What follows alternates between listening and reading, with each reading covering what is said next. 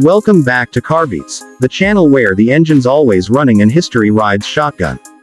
Today, we're stepping back into the golden era of American automotive excellence to appreciate a true titan, the 1965 Chrysler Imperial. A car that didn't just aim to compete with Cadillac or Lincoln, it came to redefine what luxury meant on four wheels.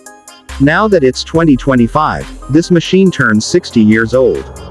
And believe me, it's aged like fine wine in a world full of synthetic blends. Let's set the stage. It's 1965. The American dream is in full swing. Post-war optimism is still alive, highways are sprawling across the country, and big cars are the ultimate symbol of success. Among the giants of this era stands the Chrysler Imperial, distinct, refined, and undeniably bold. It wasn't just another fancy car from Detroit. The Imperial was Chrysler's crown jewel, a statement of ambition and confidence. From the first glance, the 65 Imperial commands attention. It's long, over 18 feet of pure metal elegance. The front end is sharp and imposing, with those famous freestanding headlamps perched like jewels on either side of a bold grille. These lamps didn't just look cool, they were a Chrysler signature, giving the Imperial an unmistakable face on the road. The grille itself is massive, almost like a shield, and it leads into a body that feels sculpted rather than stamped. Blade-like fenders stretch out like wings, flowing gracefully into a squared-off rear. There's nothing timid about this car. It was designed to be noticed. Credit for much of the Imperial's design goes to Elwood Engel, a design genius who had just moved to Chrysler after making waves at Ford. He was the man behind the revolutionary 1961 Lincoln Continental, and his fingerprints are all over the Imperial. You can see it in the slab-sided profile, the clean lines, the formal roofline. It's like Chrysler gave him a blank check and said, "Go make something nobody can ignore." And that's exactly what he did. But the Imperial wasn't just about looks. Under the hood, it came equipped with a 413 cubic inch V8 engine. That's 6.8 liters for those thinking in modern terms. It pushed out a hefty 340 horsepower, which was no small number back then. Paired with Chrysler's smooth as silk TorqueFlite 3-speed automatic transmission, the Imperial delivered a driving experience that was both powerful and refined. It didn't roar off the line like a muscle car, it moved with authority, like it owned the road. Which, to be honest, it kind of did. Driving a 1965 Imperial was more like piloting a yacht. The car weighed in at over 5,000 pounds, yet it glided over the pavement like it was floating. Credit goes to Chrysler's torsion bar suspension system, which soaked up bumps and made even rough roads feel like smooth asphalt. Power steering and brakes were standard, of course. It wouldn't be a luxury car without them. But what really set the Imperial apart was the ride. It wasn't stiff, it wasn't floaty, it was balanced, solid, confident. Inside, the Imperial was like stepping into a first-class lounge. Plush leather seats, deep pile carpeting, and a dashboard that looked like it belonged in a spaceship. This thing had gadgets. Power windows, power seats, a tilt and telescoping steering wheel, an automatic headlamp dimmer, and even an optional cruise control system. For 1965, that was cutting edge. Chrysler didn't just want you to drive in style, they wanted you to feel like royalty. One of the most talked about features was the square steering wheel. Yeah, you heard that right, square. It sounds weird today, and honestly, it looked pretty weird back then too. But it gave drivers a better view of the instrument panel and added a touch of futuristic flair.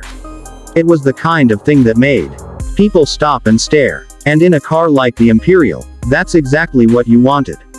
Chrysler made sure every detail of the Imperial screamed luxury. The materials were top-notch, the build quality was tight, and even the smallest switches and knobs felt satisfying to use. This was a car built to impress, not just on day one, but for years to come. And speaking of lasting impressions, let's talk about the legacy.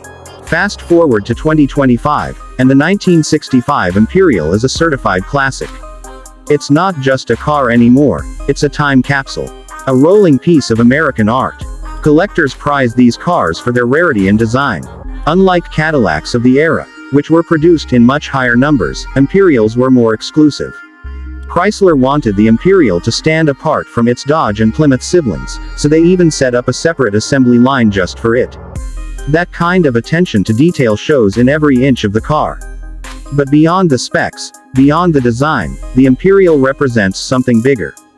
It captures a moment in time when American cars were bold, unapologetic, and built with a kind of confidence we rarely see today. It was a car for people who had arrived, people who wanted comfort, status, and a machine that said, "I've made it." In recent years, more enthusiasts have been rediscovering the Imperial. Some keep them bone stock, preserving every detail just as it was in '65. Others go the resto mod route, blending the classic look with modern performance. Either way, these cars are finding new life in the hands of people who appreciate what they represent. And honestly, who can blame them? You sit in one of these, and you instantly feel different. Taller, calmer, more in control. It's the kind of car that makes you take the long way home, just because you don't want the drive to end. Parts can be a challenge to find, and working on one isn't always easy, but that's part of the charm. You don't own a Chrysler Imperial because it's convenient. You own it because you love it. Because every time you walk into the garage, that long hood and chrome grille remind you that you're looking at something special. Something rare. Something that doesn't try to be anything other than exactly what it is. A bold, beautiful slice of American history. And let's not forget the presence this car still has today. Take it to a show, and it'll be one of the biggest, most imposing vehicles there. People walk past Mustangs and Camaros to get a closer look at the Imperial. It doesn't need loud paint or racing stripes. It wins people over with grace, class, and pure road presence. In a world full of crossover SUVs and cookie-cutter sedans, the Imperial stands out like a tuxedo at a tailgate party. So what does the 1965 Chrysler Imperial mean to us here at Carbeats? It's a reminder. A reminder that luxury isn't just about features or price tags, it's about the feeling a car gives you. The way it carries itself. The way it makes you feel when you're behind the wheel. The Imperial delivers all that and more. It's not just a car. It's a statement, a memory, a legacy. Thanks for taking this ride with us today. If you enjoyed this deep dive into a true American icon, go ahead and hit that like button. Subscribe for more stories from the past, the present, and maybe even a few futuristic fantasies. And tell us in the comments, have you ever seen a '65 Imperial in person? Would you daily drive one if you could? Here at Carbeats, we don't just talk cars, we feel them. So until next time, keep your engines humming, your chrome shining, and your heart tuned to the rhythm of the road.